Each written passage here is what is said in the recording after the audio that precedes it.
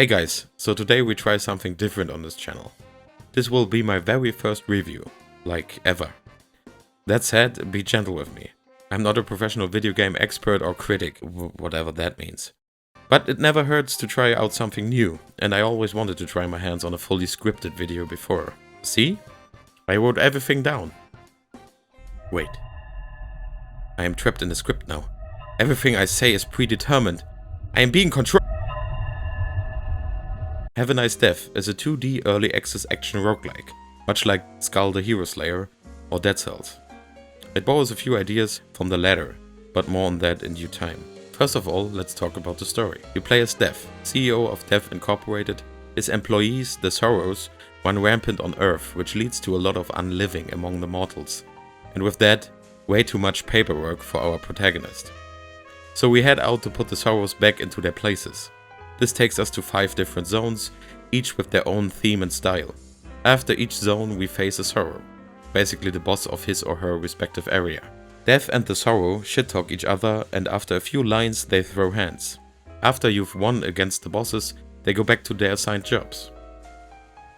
Brad, could you mop up aisle 5? I think someone had too many tacos. Now you deserve a little break. So the game has you go to the break room after each Sorrow fight, where you meet your other employees who did not go crazy. You can talk to them and get some snippets on how things are at Death Incorporated, and mostly what all the Sorrows have been up to. Another way to get a little bit of story is after you die, and you are going to die. A lot. After you die, you respawn in your office and you can talk to your assistants, who are always willing to share the latest office gossip. All the characters are memorable and quirky in their own right. You have the always kinda grumpy Jerry, an always positive trainee named Pumpkin, Joe, your technician geek guy, who sells you all that good shit, and many more. This is, in my opinion, the second best thing about the game. The characters got a lot of love already, and I never ran into a repeating dialogue in my 10 hours of playing. Similar to Hades, for example, where every dialogue with the different gods is unique and well written. That is pretty much all the story there is at the moment, and I won't spoil the early access ending. So let's talk audio. The soundtrack is pretty good and most of the time very fitting. We have some rock music in the garbage area, eerie atmospheric music in the physical illness department, and a marching band Tim Burton style song for the last level. The soundtrack complements the themes of the different areas very well. Every song has a more intense variation that plays as soon as you enter a fighting arena, which is nice. The NPCs talk Animal Crossing to you. Here, have a listen.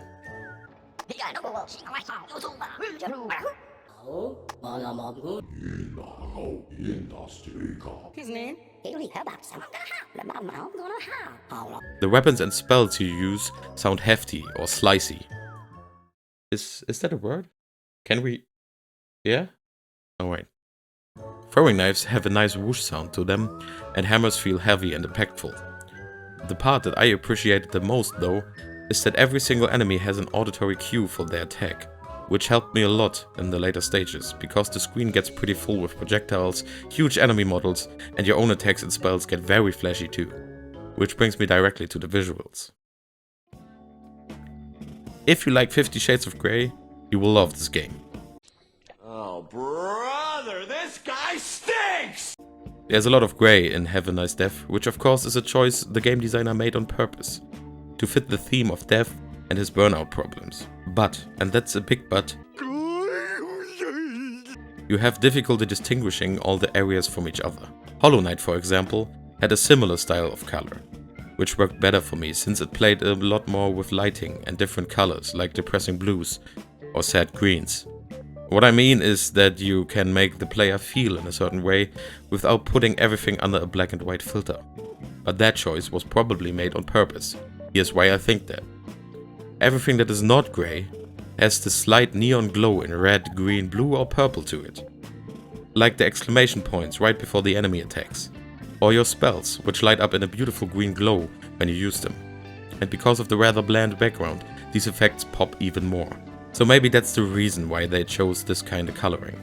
Colors aside, the art style is awesome. The intro sequence is particularly jaw-dropping. All the animations are fluid and every enemy is unique and instantly recognizable. Same goes for the NPCs. I'm a huge sucker for these types of artworks. It was the main reason I wishlisted the game shortly after it was announced. And I'm really excited to see where they go in the future with bosses, enemies and NPCs. So let's talk about the gameplay. I said earlier that the characters are the second best part of the game. Now it is time to reveal what is the best part of the game in my opinion. It's the combat. It is obviously the main focus of Magic Design Studios. It is intuitive and fast-paced. You control death with the left stick, jump with the A button, hit with X, dodge with the right trigger, and use special abilities or weapons that you find throughout your run with the Y and B button.